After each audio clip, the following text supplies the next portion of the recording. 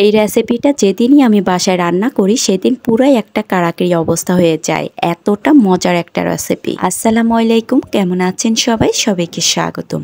আজকে আমি চিকেন আর বরবটি দিয়ে অসম্ভব মজার একটা রেসিপি করব। এই রেসিপিটা দিয়ে গরম ভাত, সকালের নাস্তায় রুটি বা পরোটার সাথে বেশ জমে যাবে। তো ইনশাআল্লাহ আশা করি আজকের আমার এই রেসিপিটা আপনাদের কাছে ভালো লাগবে আর সহজও লাগবে। তো চলুন মূল রেসিপিতে। প্রথমে চুলায় একটা হাঁড়িতে আমি 2 কাপ পরিমাণে পানি দিয়ে নিয়েছি। পানিতে আমি এখানে মুরগির মাংস সিদ্ধ করে নেব। তো এখানে আমি ব্রয়লার মুরগির যে বুকের অংশটা, ওইখানে সলিড মাংস পাওয়া যায়, ওই মাংসটা আমি 3 পিস নিয়েছি। এরপর পানিটা গরম হয়ে আসার পরে মাংসগুলো সেদ্ধ করে নেব। এর মধ্যে অল্প একটু লবণও দিয়ে নিয়েছি, যেন সেদ্ধ করার সময় মাংসের ভিতরে ভালোভাবে লবণটা ঢুকে যায়। এই তো বেশ কিছুক্ষণ জাল দিয়ে নেওয়ার পরে মাংসগুলো সেদ্ধ হয়ে গিয়েছে। এরপর মাংসগুলো তুলে নিয়ে আমি এগুলোকে ঝুড়ো করে নেব। এই তো দেখতে পাচ্ছেন আমি মাংসগুলোকে কিছুক্ষণ ঠান্ডা করে নেওয়ার পরে হাত দিয়ে ঝুড়ো করে নিচ্ছি। আমি বেশি চিকন করে নিচ্ছি না, এগুলোকে একটু মোটা করে নিচ্ছি। এই তো আপনারা দেখে বুঝতে পারছেন আমি এখানে কিভাবে সবগুলো ঝুড়ি করে নিয়েছি। আর এখানে আমি বরবটি কেটে নিয়েছি 250 গ্রাম, আর 2টা মাঝারি সাইজের আলুও চিকন করে কেটে নিয়েছি। এরপর চলে যাব রান্নায়। চুলায় আমি একটা হাঁড়িতে দিয়ে দিয়েছি পরিমাণ মতো সয়াবিন তেল। তেলটা গরম হয়ে আসার পরে এরপর দিয়ে দিয়েছি ঝুড়ো করে নেওয়া মাংসগুলো। এই মাংসগুলোকে আমি একটু ব্রাউন কালার করে ভেজে নেব। তো মাংসগুলো দেওয়ার পরে এরপর দিয়ে দিয়েছি স্বাদ মতো লবণ, আর দিয়ে দিয়েছি আধা চা চামচ রসুন বাটা, আধা চা চামচ আদা বাটা। এবার এগুলোকে ভালো করে নেড়েচেড়ে মিক্স করে নিয়েছি। এরপর দিয়ে দিয়েছি আধা চা চামচ জিরার গুঁড়া। আর এই পর্যায়ে চুলার আগুনটা মিডিয়াম আঁচে আছে। এইবার এগুলোকে কিছুক্ষণ ভেজে আমি ব্রাউন কালার করে নেব। এই তো দেখতে পাচ্ছেন মাংসগুলো বেশ কিছুক্ষণ ভেজে নেওয়ার পরে একদম ব্রাউন কালার হয়ে এসেছে। এইবার মাংসগুলো আমি তুলে নেব। এরপর মাংস ভাজার যে তেলটা, ওই তেলের মধ্যে আমি 2 মুঠো পেঁয়াজ কুচি দিয়ে দিয়েছি। পেঁয়াজগুলো হালকা একটু ভেজে নেব। এরপর দিয়ে দিব 1 চা চামচ রসুন বাটা, 1 চা চামচ আদা বাটা।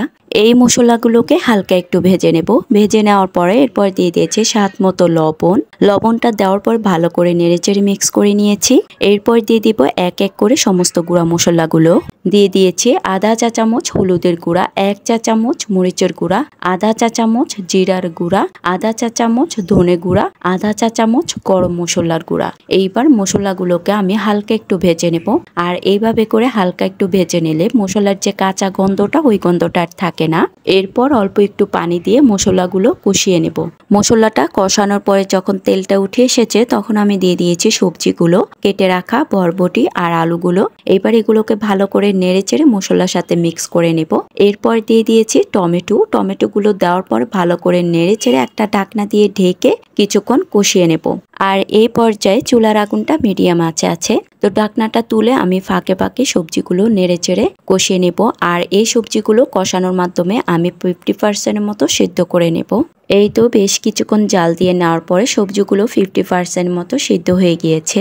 এরপর আমি এখানে দিয়ে দেব ভেজে রাখা ঝুড়ো মাংসগুলো দেওয়ার পরে ভালো করে নেড়েচেড়ে এখানে দিয়ে দিয়েছি 1 কাপ পানি। আর এখানে আমি পানির পরিমাণটা একটু কম করে দিয়েছি, কারণ এই রান্নাটা আমি একটু মাখা মাখা করে রান্না করব, বেশি ঝোল রাখবো না।